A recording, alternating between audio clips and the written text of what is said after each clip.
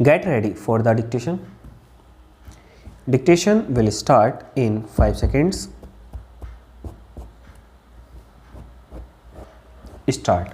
It is urged by him that the High Court has fallen into error by opining that there was no justification to exercise jurisdiction under Article 2 to 6 of the Constitution of India, whereas the facts stated warranted deletion of such an observation by the DRAT, as a tribunal has no jurisdiction to grant such liberty, and especially when a settlement between the borrower and auction purchaser had been arrived at.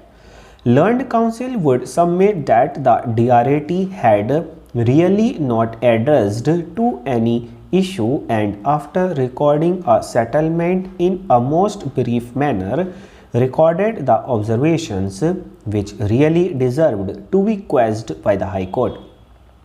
It is further canvassed by the counsel that the High Court should have taken note of the fact that the other order passed by the DRAT had already been complied with it, and it was absolutely unnecessary to drag the bank to a further litigation which is contrary to the spirit of Act and the purpose of recovery of debts due to Banks and Financial Institutions Act 1993.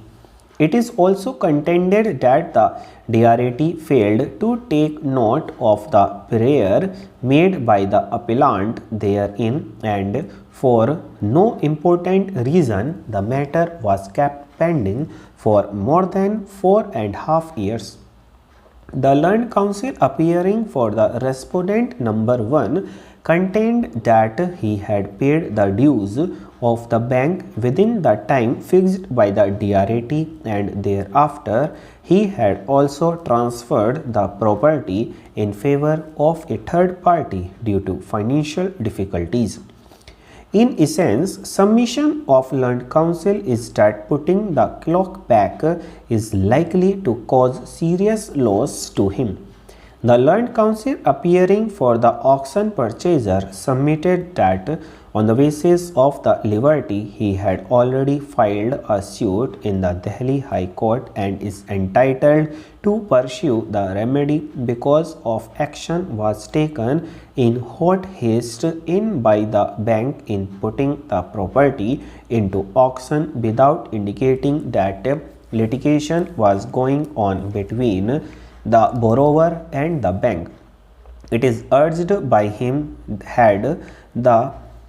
said fact was made known, the third respondent would not be participated in the auction.